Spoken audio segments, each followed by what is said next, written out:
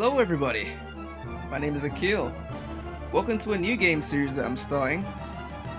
This one, from the title you can see, Castlevania, Aria of Sorrow. Now, I have a little bit of history with this game, as the sequel to it, Dawn of Sorrow, that came out on the DS.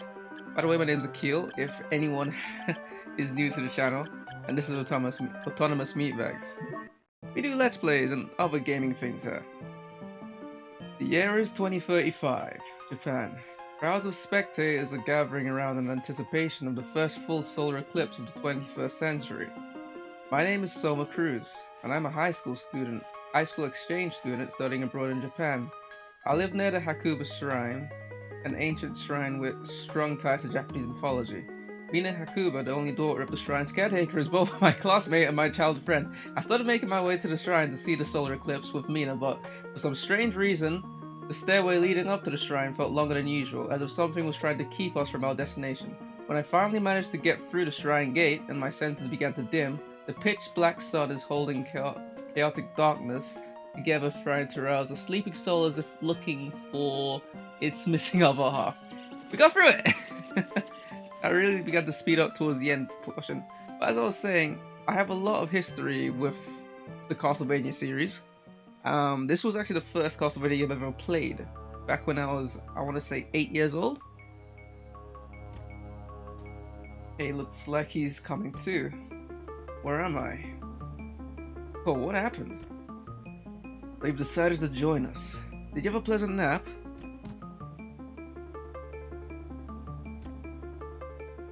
His name is Genya Ricardo. Skip the introductions. I have a few questions and I need answers now. Go ahead. Why have you come here? Why? Well, Mina and I... Hang on. Where are we? We're in Dracula's castle. Huh? Dracula's castle? Are you telling me we are in Europe? No. We are inside the solar eclipse. Inside the eclipse? You're insane. You think I'm a fool? Selma, listen to him. He's telling you the truth. What the hell are you talking about? Give me an explanation. Well, it's like this. An enemy. And dust, combat starts. Genya Arikado is actually someone... If you guys have played Castlevania before, you know. Damn, protect the girl. Where you get the knife from, Soma? And this is the cool thing about Castlevania Aria of Sorrow and Dawn of Sorrow. In this game, it's a Metroidvania. Well, if anyone has seen the games I've played before, you guys would know I love RPGs. Metroidvania is a mixture of both RPG and platformer. So oftentimes in Metroidvanias, you level up and you find upgrades and stuff that allow you to access areas that you couldn't access before.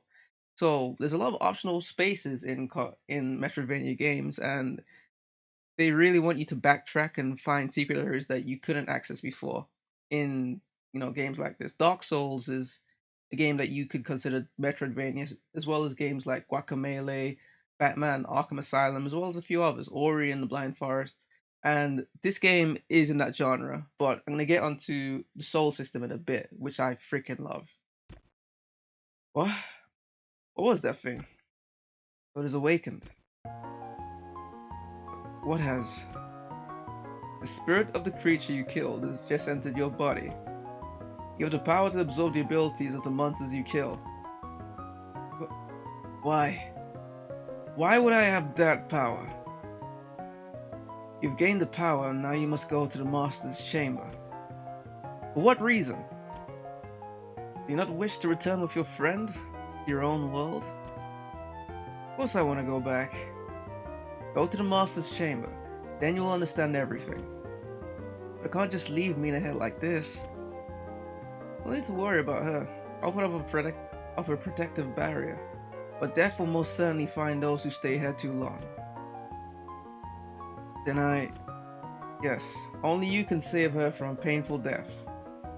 And you, what will you do? I too have things I must do within these castle walls. Go, step forth. Both your own life and hers are at stake. And thus we begin. Now, as I was saying, this is a Metroidvania, so it has RPG elements. Now, the thing about, well, Aria of Sorrow and the sequel Dawn of Sorrow that I love, well, as you can see, this is the map. We only have 0.2% of it complete, and yeah, it's gonna get really big as we continue on. Anyone that knows that has played Castlevania before would know they're pretty tricky games, at least the early ones. Now, this was released on the GBA, I want to say 2002, around 2002, 2003, maybe even 2004. Now, let's get back to the soul system. As you just saw, that's what we just unlocked after the soul of that enemy went into us. We unlocked the ability to dash spares. Now, almost every single enemy in Castlevania Aria of Sorrow has a soul that you can gain, and there's a random chance to get it. It's also based upon your own individual character's luck. Let's go through the soul set. So, as you can see, Winged Skeleton is what we just defeated, and he gave us an active soul, which throws spares. Now, if I go down, you can see there's a blue one and a yellow one as well. Yellow is a passive effect, and there's a range of them. There's so many. And this one is another active effect, but it works a bit differently to the way that the active effect on your, up and I want to say B button works. Also, we could get different equipment. So I'm gonna switch out the casual clothing for cloth tunic, which we just got from the zombies. Now, the zombies that we're fighting here also they also have a soul as well, but we don't have it yet. We don't know what it does. But if we look at the bestiary, as you can see, if we go to the enemy we beat before, it's not actually there. Well, I guess we'll have to, when we find him again in the castle, you'll see that his name will be in black rather than in grey like the zombies, to show that we actually own its soul. Now, this is what makes me absolutely love this game.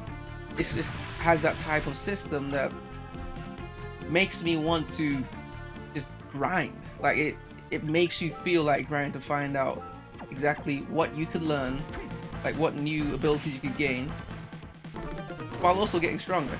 Now, in here, we get an ability. Abilities are different to souls, they're always active. And as you can see there, luckily we just got the merman soul straight away. Now we could backdash, which comes in handy.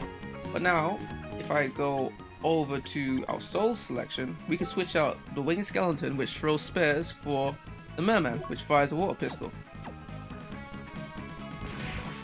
which is useful against enemies of fire. These guys are of water, so it won't be that useful. Also, Castlevania does this weird thing where it's like, red hearts, you'd think, based around what other games do, you'd think that they would regain your health, but that's not the case. It increases your magic power, which is below your health. Green bar represents my magic power. And as I said, this game is a Metroidvania, so you could go basically almost any way that you want. Any place that you can have access to and can actually progress through, you could go through that way. So it's very open-ended. There's actually a boss that we get to, but I'm gonna go down this way first. See what we can find.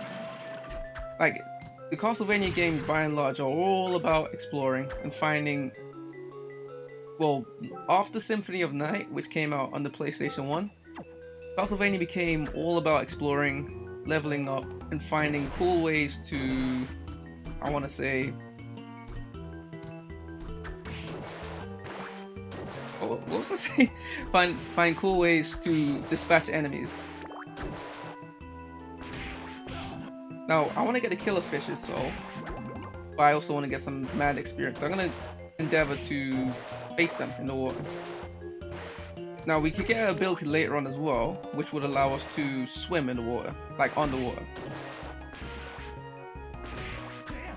And this ability, I think, yeah, it's an ability similar to the backdash that we got a bit earlier. So we don't have to set it to use it. Abilities are always active, souls you need to set. Just think of it that way. Now, Dawn of Sorrow, which is the sequel to this game, is actually my favorite game on the Nintendo DS. Believe it or not, I actually really love that game. I've finished it, I want to say 2 times, but I've never actually beat Aria of Sorrow. I've played through it to a degree, but I've never beat it. Fortunately, to progress, we either need swimming skill or we need double jump to get up to here. Now, you may think that we just wasted a lot of time there, but it's not, because now we fill out our map and we could see the blue passages that we could take later on. So exploring is always something you want to do. Now, the biggest reason why I wanted to start Aria of Sorrow was because Bloodstained Ritual of the Night is coming out soon. Well, I don't know if it's coming out soon, but it's coming out this year. And it's a game that I backed, I want to say, in 2016 or 15. I think that's when the Kickstarter for that game started off. And the guy who launched the Kickstarter, he's called Iga. Something Iga. Is it Koji Iga? It's something like that. And he's the guy who designed Castlevania Symphony of the Night and all the GBA games that came afterwards that utilized the Metroidvania gameplay style. And knowing Konami, since they're being such dicks recently, you know, with MGS and counseling Silent Hill, unfortunately for the longest while, people like me in particular was thinking, when am I going to get a new Castlevania? You probably never would. So to see Bloodstained get, how can I say this, greenlit and funded was a really big deal for me, and I'm super excited to play it. They even had a fan game that not a fan game, but they had a smaller 2-bit, not 2-bit, like 8-bit game. I think we got a new goal as well. As I said, I love this game for stuff like this. So we could attack with supersonic waves. Might not be that useful. It's more of something that we could use to get people off our backs. Now I want the luck more than defense actually.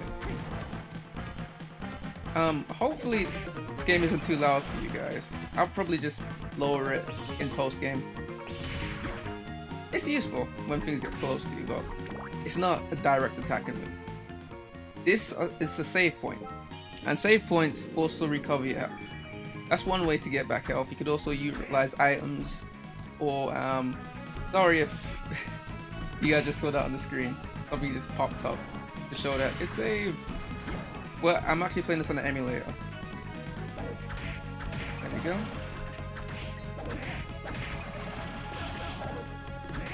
Alright, just keep moving on. Keep on keeping on and all that. Don't throw your head at me. But that's one of the biggest reasons why I wanted to start this game now. I just wanted more people to be aware of these fantastic, you know, GBA games that came out, and you know, they're often overlooked, even though they're just absolutely phenomenal. That's a boss door, by the way. Whenever you see that blue door, it means that there's a boss behind it. There's red ones as well, I think. Let me use... yeah, got it. It's not hard though. I want to get this guy's soul. Looks like it will be useful. But anyway, to get up here, we need to get a double jump. Let's check out the map before we go through. Dun, dun, dun, dun, dun, dun. Doobie, doobie, doobie, doobie. Alright, first boss. It's quite simple. Now we have backdash, so I'm gonna make sure to use that. And he has only 2 attacks. One of them, he just does that, swings his big old bone club, and the other one, as you guys saw, he just launches the fireball. Pretty easy boss. There we go. Now, if you guys are interested in the lore of Castlevania, I'll get into that in another episode, but there's a lot of lore to Castlevania that is pretty cool. And if you guys know me, you know I'm a stickler for lore. I love it. So we got our first castle map, and as you can see, everything that we have a mean to is now highlighted in grey. Gonna come in handy. Let's save again.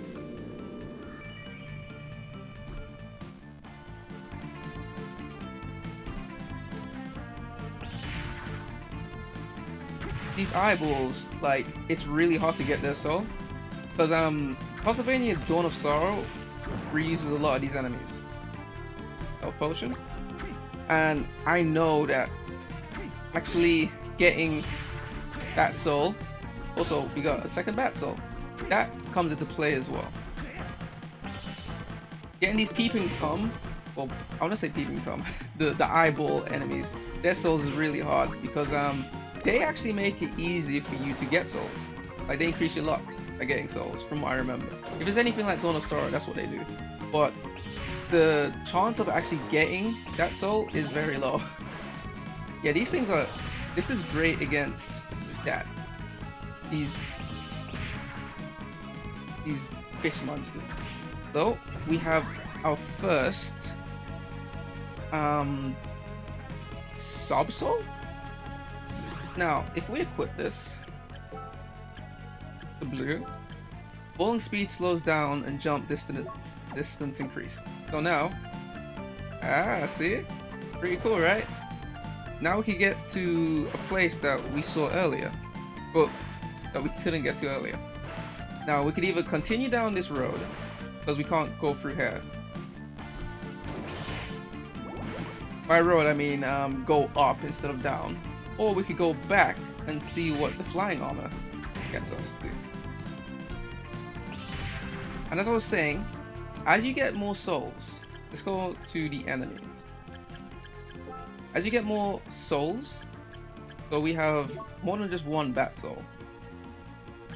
I think we have like 2. Yeah, I think we have 2. Let me check. Soul set, bat. Yeah, we have 3, as you can see, bat souls. Now, because we have 3 bat souls, the MP usage needed to activate it goes down. I think it used to be like 8, now it's like 5. I think those are the numbers. Anyway, so we're gonna go up now. So we're gonna backtrack to before here. I want to get the skeleton soul as well. But this is what is very addictive to me. See, we got it. Now we can throw bones like the skeletons. It's not that useful, but I just like the completionist in me, so it makes me really want to get all the souls. These axe armors have a good soul as well. There's also an enemy called Final Armor in this game, and if anyone's played Castlevania before, you'd know they have ridiculous defense. And in this game, you can get some really good weapons. But the sequel has an even better system, because in Dawn of Sorrow, you could combine souls that you acquire with other weapons to make new weapons as a form of alchemy. Can we make it? No, we can't. We need double jump for that. I was thinking we could just do that, but no, we need double jump.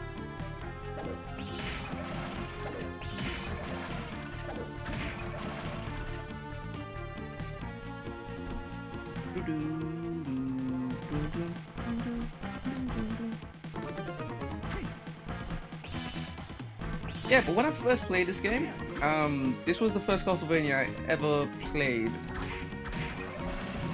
Oh, we got the Skull Archer. I was just talking about that earlier. So let's equip this one. All set. Fires and giant arrows. Let's see how it does. It uses a...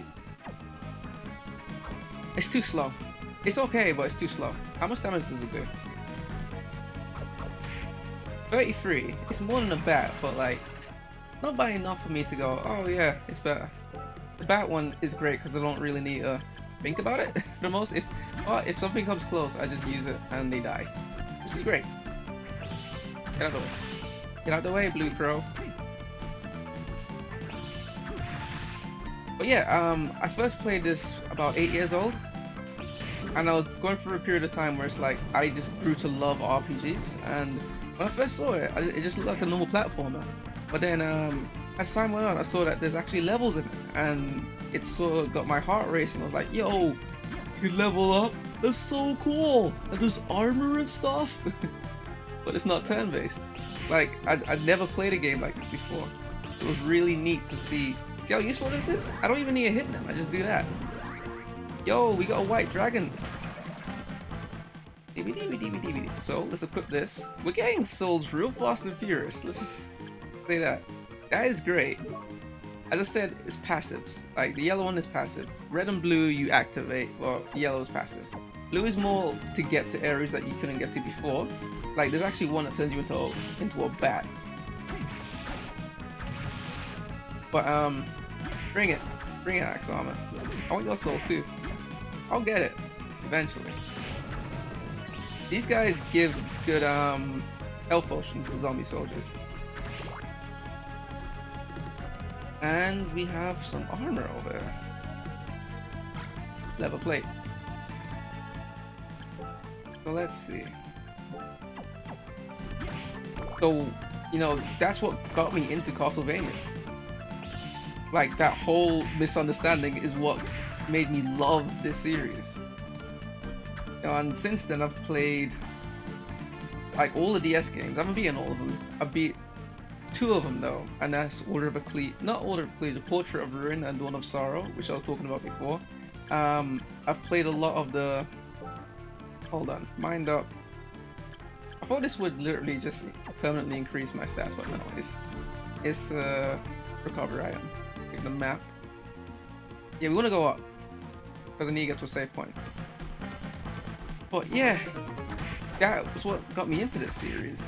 Like, Castlevania Lords of Shadow, I really enjoy as well. I know a lot of people are like, that's not true Castlevania, but I really like it.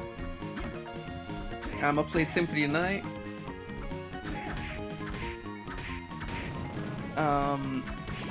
I haven't really played the older ones on the NES and the SNES. They did, like, the whole hardcore platformer thing doesn't really tickle my fancy as much. But I will say the Bloodstained game that came out recently, Curse of the Moon, is phenomenal. And if the old games are anything like that, well, it's based on those games, so they would be. It makes me really want to go back and try them out. You know. But yeah, this is one of Konami's series that I would put in. If you was to say Konami has a main set of games, it would be Metal Gear Solid, Silent Hill, and Castlevania. Like, these are the ones that really, to me, do feel like the holy trinity of games. MGS being the most popular one, but Silent Hill is also quite popular too. I don't think we can make that. We might be able to though. Okay, let's jump here. No, let's try it one more time. It feels like we should be able to make it. No, it has to be right here. No, right here. It's the step that trips me up. Like, you can't actually step on that first step, believe it or not. Like, it's actually just not translucent, but what's the word for intangible? That's it. Skeleton Knight. Also, if you guys are wondering why the sound is a bit like, really not, the sound quality isn't as high, is because this is a GBA game. GBA games are notorious for having sort of, I want to say naff sounding soundtracks, mostly because part of the processor in the GBA used to, you know, produce great sounds was shared with the battery on it. I think that's the reason why. But yeah, that's why the sound system itself won't sound as good as SNES games, which the GBA was meant to be like the portable version of. Look at how the Game Boy original was meant to be like a portable version of a NES. Well, you know, I'm pretty sure you guys know that. If you didn't, well, I guess you learned something today. That goes for PlayStation and NES stuff as well. PSP is meant to be a portable version of a PS2. Not as powerful as a PS2, but like, it's in between a PS1 and a PS2 when it comes to power. It's a bit closer. It's closer to the PS2 than the PS1 though. Like, if a PS2 is 100%, PSP would be a 75. Anyway, enough about console talk or handheld talk. Get back into the game. So this time I'm gonna go down. This game isn't too long as well. I think it's about 7 hours. Like, on how long to beat, it says 7 hours. So yeah, I'm gonna say about that long. Also, you see cool things like that in Castlevania, like background elements to show off the idea that it's a haunted castle. As I said, I'll get into the lore in another episode, not this one, because there's a lot. And this is just an introductory to this game. Hey, don't blow me up. That's not how grenades work. They don't blow up on contact. You have to wait a bit. You're lying to me, Konami. Okay. I tried to backdash after that one hit, but nah. You don't work like that. You don't work like that. Get out. Hey, this soul is great. And there's a variety of souls you get. There's so many different ones you can get. I think there's a save point up here somewhere. Don't know where, but somewhere up there.